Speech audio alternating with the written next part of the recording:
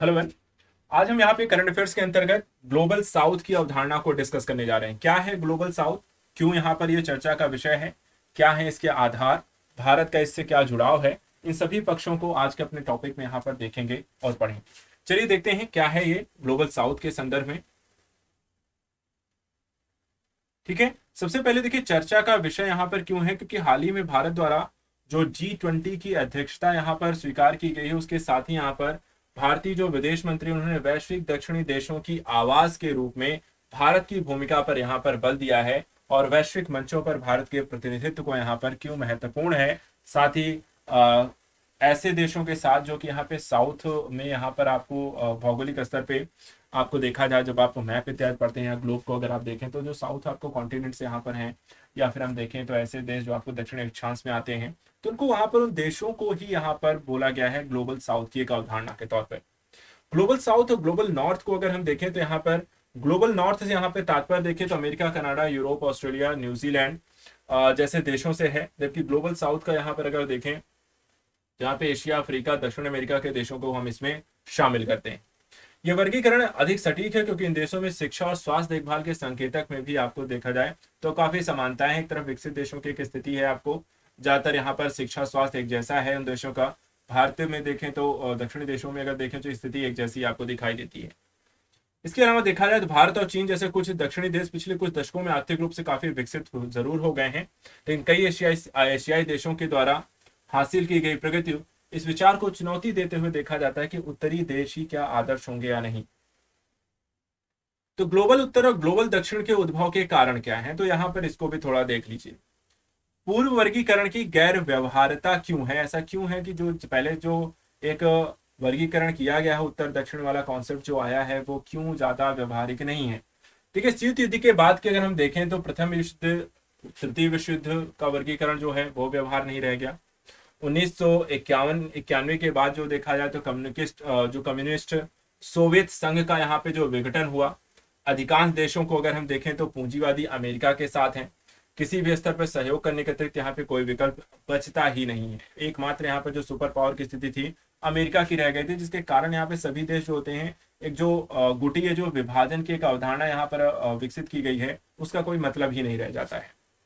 पूर्व पश्चिम देशों को भी अक्सर अफ्रीकी एशियाई देशों के विषय में रूढ़िवादी सोच बनाने वालों के रूप में यहाँ पर देखा जाता है कि एक परसेप्शन पहले से है कि हाँ ये देश ऐसे ही यहाँ पर होंगे, तो वो जो परसेप्शन है वो एक गलत एक अवधारणा को प्रस्तुत करती है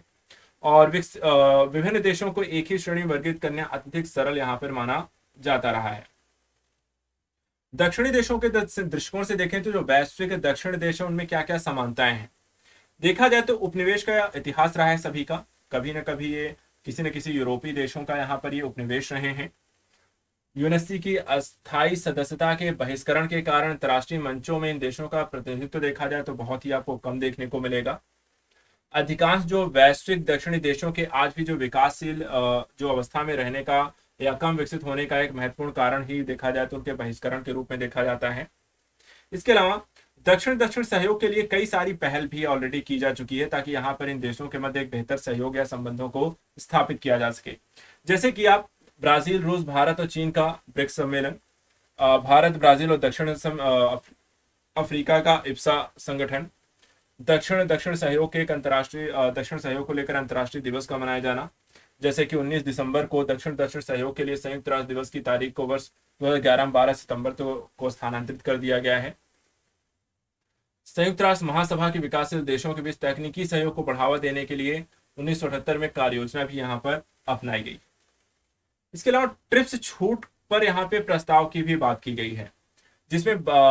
बौद्धिक संपदा अधिकारों के व्यापार संबंधी पहलुओं जो कि ट्रिप्स जिसके हम बात करते हैं में छूट, जिसे पहली बार वर्ष 2020 में भारत, दक्षिण अफ्रीका के द्वारा यहाँ पे प्रस्तावित किया गया था।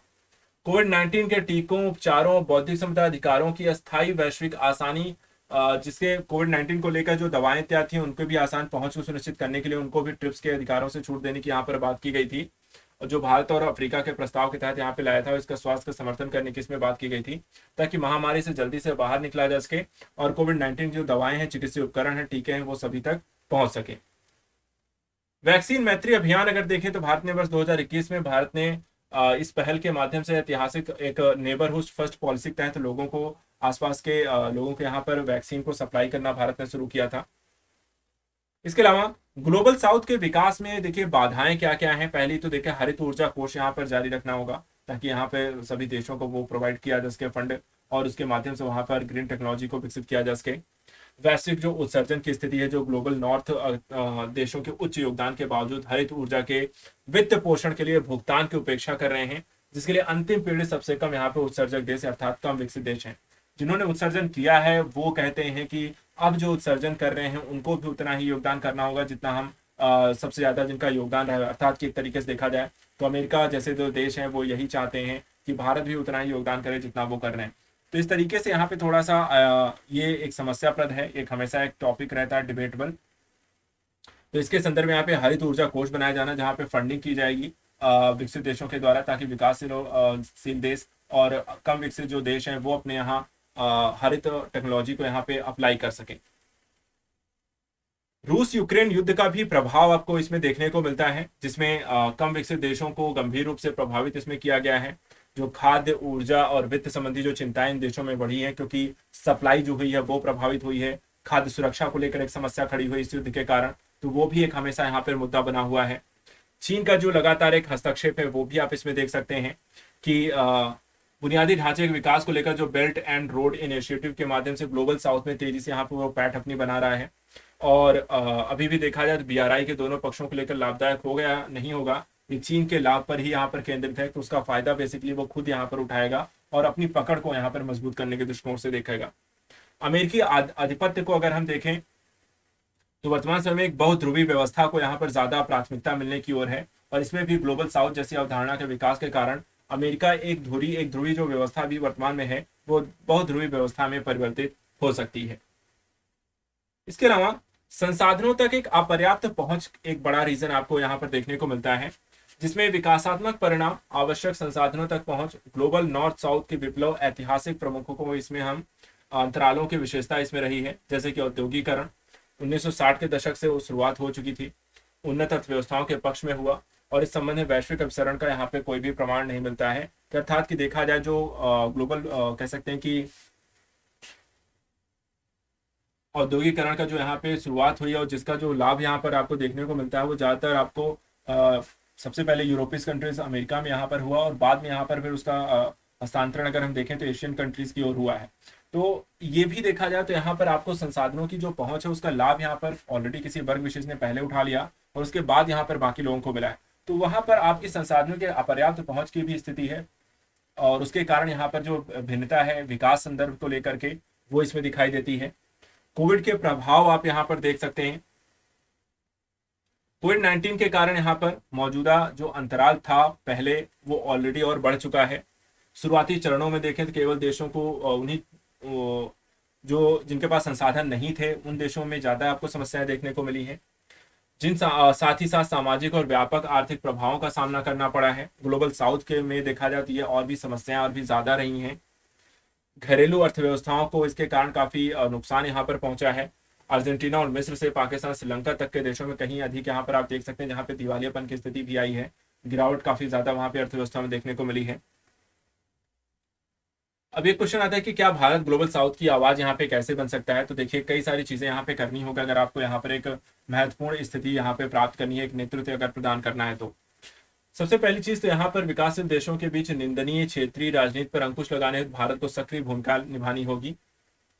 ये भी यहाँ पर देखना होगा कि ग्लोबल साउथ को एक सुसंगत समूह के रूप में कैसे परिणत किया जा सकता है, उसके संदर्भ में कोई साझा एजेंडा क्या हो सकता है।